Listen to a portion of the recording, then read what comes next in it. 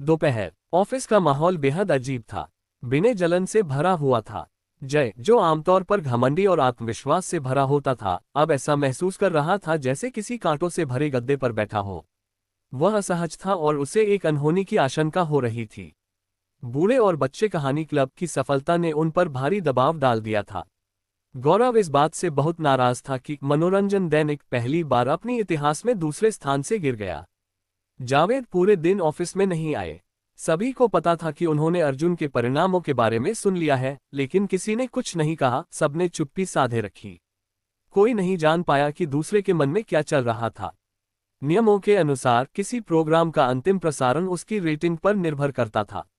जो प्रोग्राम लगातार खराब प्रदर्शन करते थे, उन्हें बंद कर दिया जाता था। लेकिन कभी ऐसा नहीं हुआ था कि कोई बंद होने वाला प्रोग्राम अचानक इतनी जबरदस्त रेटिंग ले आए। अब इस स्थिति से कैसे निपटें? बंद करें? जारी रखें? नेता चुप था और कोई उत्तर नहीं दे पाया। लेकिन ये चुप्पी भी एक संकेत हो सकता है। मानसी ने आवाज दी, अर्जुन सर, रिकॉर्डिंग स्टूडियो तैयार है। ठीक है, मेहनत के लिए धन्यवाद, मैं अभी आता हूँ। अर्जुन ने अपना मॉनिटर बंद किया। जब वह उठा तो मनीष सर, जो उसके साथ डेस्क साझा करते थे, ने अंगूठा दिखाया। चलो, एक और शानदार कहानी लिखो। अब सब कुछ इन 2 दिनों पर निर्भर करता है। जावेद अब आशान्वित हो गया था। शायद ये युवा अर्जुन सच में कोई चमत्कार कर सके। मैं समझ गया, अर्जुन ने जवाब दिया। सभी की निगाहों के बीच अर्जुन रिकॉर्डिंग स्टूडियो की ओर बढ़ा। नेता के मन की बातों को लेकर अर्जुन के पास अपने खुद के अंदाजे थे।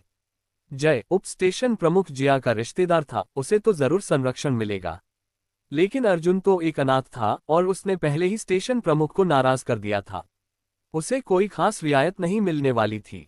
इसलिए अगर शनिवार और रविवार की रेटिंग्स गिर गईं, तो बूढ़े और बच्चे कहानी क्लब को बंद करने में नेता को हिचक नहीं होगी।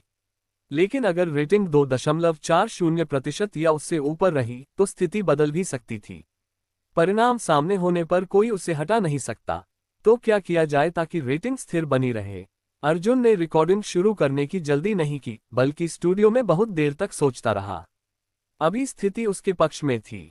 नन्हे खरगोश अच्छे बनों के प्रचार और शिक्षा मंत्रालय की आधिकारिक घोषणा के कारण कई माता पिता अब उसके शो के श्रोता बन चुके थे। अर्जुन को इन श्रोताओं को बनाए रखना था। उन्हें लहर के थमने के बाद खोना नहीं था। उसे अपने प्रोग्राम के लिए योजना बनानी थी। समझ गया, एक धारावाहिक। इस दुनिया में एक धारावाहिक परीक्षा असामान्य लग सकती थी, लेकिन अर्जुन की पूर्व दुनिया में यह आम बात थी। कई प्रसिद्ध कहानियां धारावाहिक रूप में प्रकाशित होती थीं। धारावाहिक क्यों? 1. इससे लोकप्रियता इकट्ठी होती। 2. श्रोताओं को रोज सुनने की आदत बनती। 3. अगर रविवार तक कहानी पूरी नहीं होती तो स्टेशन के लिए मुश्किल खड़ी हो जाती। थोड़ा चालाकी भरा कदम था, लेकिन अर्जुन को परवाह नहीं थी। अगर कोई उसके साथ बुरा करे तो वह भी जवाब देने को तैयार था। अब कौन सी कहानी चुने? अर्जुन ने गेम रिंग खोला और देखा कि उसके पास काफी रेप्यूटेशन पॉइंट्स हैं। उसने मेमोरी सर्च कैप्सूल खरीदी और खाए। तुरंत ही उसके दिमाग में एक पूरी लंबी बच्चों की परीक्षा आ गई। द विजर्ड ऑफ ओज, ओज का जादूगर। उसने रिकॉर्डिंग शुरू की। चैप्टर 1, तूफान। डोरोथी अपने चाचा हेनरी और चाची एम के साथ कैंसस के विशाल मैदानों में रहती थी। ये कहानी इसलिए चुनी गई क्योंकि यह बच्चों के साथ साथ वयस्कों को भी पसंद आती है।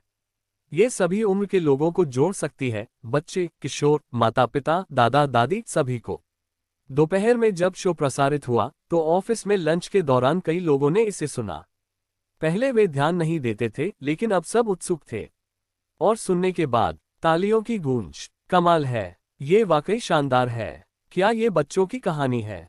मैं खुद सुनना चाहता हूँ। टीचर अर्जुन, आगे क्या होता है? एक महिला सहयोगी अंजलि ने कहा। अर्जुन हंसा। कल सुनिए, अभी तो मैंने आगे कुछ सोचा भी नहीं। जय और विनय जैसे लोग अब भी आलोचना कर रहे थे। जय ने सोचा, बच्चों की परीक्षा को धारावाहिक बना दिया, ये तो मूर्खता है। बच्चे इतने धैर्यवान नहीं होते। मनीष सर ने भी चेतावनी दी, ये बहुत जोखिम भरा है। अगर टीचर लीला जैसे वरिष्ठ लोग ऐसा नहीं कर पाए, तो तुम क्यों कर पाओगे? लेकिन कुछ ऑफिस की महिलाओं ने समर्थन किया। हमें तो बहुत अच्छा लगा। मैं तो इंतजार नहीं कर पा रही हूँ कल की कहानी का। अर्जुन ने साहस के साथ कहा, एक अच्छी कहानी सब कुछ बदल सकती है। विनय ने व्यंग्य से कहा, कल की रेटिंग्स देखेंगे। जय ने सोचा, आज शिक्षा मंत्रालय की वजह से चला, कल असली परीक्षा होगी। और अर्जुन के मन में सिर्फ एक बात थी, आज जाओ देखते हैं कल क्या होता है।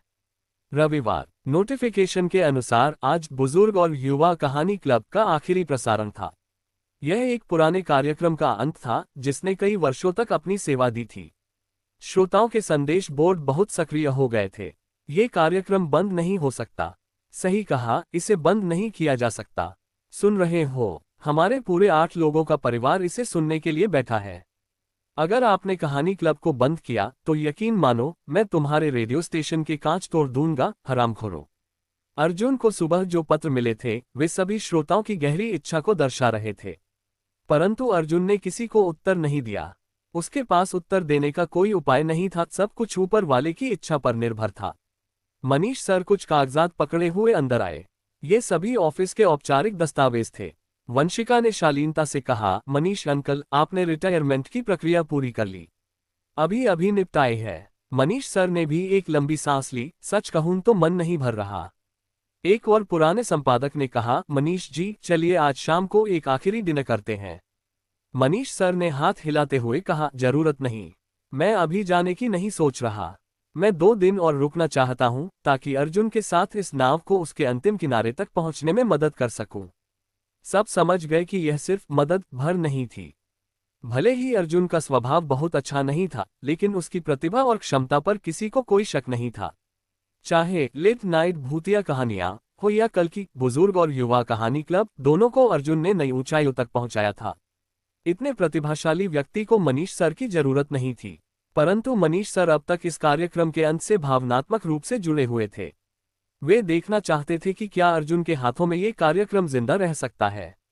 रेडियो रेटिंग आई क्या? मनीष सर ने पूछा। अर्जुन ने उनके सामान उठाते हुए कहा, अभी तक नहीं आई। मैं भी इंतजार कर रहा हूँ। जावेद भी जल्दी आ गया था, थोड़ा और इंतजार करना होगा। कल पूरा सांख्यिकी विभाग छुट्टी पर था, इसलिए देरी होगी, पर जल्द आ जानी चाहिए। मनीष सर ने कहा, उम्मीद है रेटिंग बहुत नीचे न जाए। अर्जुन ने मजाक में कहा, आपको मुझ पर इतना कम विश्वास है? मनीष सर मुस्कुराए, अगर मुझ में भरोसा नहीं होता तो मैं अपने आखिरी कुछ दिन तुम्हें सौंपता क्या? बात यह है कि कल की सीरियल कहानी थोड़ी जोखिम भरी थी। इतनी लंबी कहानी को 2 भागों में बांटना खतरे से खाली नहीं। बच्चे बीच में चैनल बदल सकते हैं। 2 भागों में। सब यही सोच रहे थे कि अर्जुन की कहानी बस 2 भागों की थी, 2 दिन में खत्म हो जाएगी। पर अर्जुन चुपचाप मुस्कुराया। वो सच नहीं बता सकता था कि द विजार्ड ऑफ ओज असल में 24 चैप्टर की कहानी थी, यानी उसे पूरा सुनाने में कम से कम 10 दिन और लगते। बच्चे तो अभी तक आधे पात्रों से भी परिचित नहीं हुए थे। इतनी जल्दी कैसे खत्म होती? जय, जो अपने नए कार्यक्रम की योजना बना रहा था, अर्जुन की इस चाल से उम्मीद कर रहा था कि उसकी रेटिंग गिर जाएगी। उसे लग रहा था कि वो अब फिर टॉप 10 में आ जाएगा। उसी समय अंदर कोई आया। ये था जावेद, जो 2 दिन से नदारद था। उसके हाथ में एक पेपर था, कल की श्रोतावृत्ति रेटिंग का चार्ट। जय झट से उठ खड़ा हुआ, डायरेक्टर। जावेद ने इशारा किया, बैठो, आज मैं ही रेटिंग की घोषणा करूंगा। जी अच्छा। जय थोड़ा सकपकाया हुआ बैठ गया। फिर जावेद ने अर्जुन की ओर देखा। उसने पिछले कुछ दिनों से अर्जुन की ओर सार्वजनिक रूप से देखा भी नहीं था, पर आज उसकी आंखों में एक अजीब सी चमक थी। अर्जुन को लगा जैसे उसकी आंखों में संतोष और प्रसन्नता थी। पहला स्थान वंशिका का। दुनिया की बातें 3.66% रेटिंग। पर जावेद ने टोका, पिछले दिनों की तुलना में कम है, कुछ नया जोड़ो। कार्यक्रम थोड़ा सपाट लग रहा था, मैं आज सुधार लाऊंगी, वंशिका बोली। फिर दूसरा स्थान गौरव का, मनोरंजन दिल्ली। नहीं, जावेद ने उसकी टीम की आलोचना की, 2.21% रेटिंग। हर दिन रेटिंग गिर रही है। समाचार भी पुराने और उबाऊ हैं। तुम लोग सही में पत्रकारिता करना चाहते हो? सन्नाटा। और फिर दूसरा स्थान अर्जुन का, बुजुर्ग और युवा कहानी क्लब, 2.45%। क्या फिर से यह कार्यक्रम? कल से भी ज्यादा। ये तो दीवाना हो रहा है। सभी हैरान थे। बिने, जय, मनीष सर, सब चकित। फेरी तले को सीरियल में बांटने की नीति तो विफल मानी जाती थी, फिर अर्जुन कैसे सफल हुआ? केवल अर्जुन जानता था। लिटिल बन्नीज बी गुड की असली ताकत आज दिखी। कल और आज शिक्षा मंत्रालय का प्रचार जोरों पर था। कई नए श्रोताओं ने इंटरनेट के माध्यम से अर्जुन का कार्यक्रम खोज लिया। और मुख्य कारण कहानी द विजार्ड ऑफ ओज ने कमाल दिखाया। जावेद बोले, अर्जुन ने ये साबित कर दिया है, ऐसा कोई कार्यक्रम नहीं होता जिसे अच्छा नहीं बनाया जा सकता। पूरे ऑफिस में तालियों की गूंज। मनीष सर की आंखें नम हो गईं। पर जय के लिए ये चिंता का क्षण था। डायरेक्टर की सोच बदल गई थी। शायद कार्यक्रम अब बंद ना हो। जब जावेद जाने लगे, जय उनके पीछे भागा, डायरेक्टर, मेरा सोमवार वाला कार्यक्रम। जावेद मुस्कुराए, जय, इस पर कल बात करेंगे। अभी मैं मिड ऑटम फेस्टिवल की कवि संध्या की तैयारी में व्यस्त हूँ। अगर कुछ जरूरी हो तो ओल्ड जू से बात करना।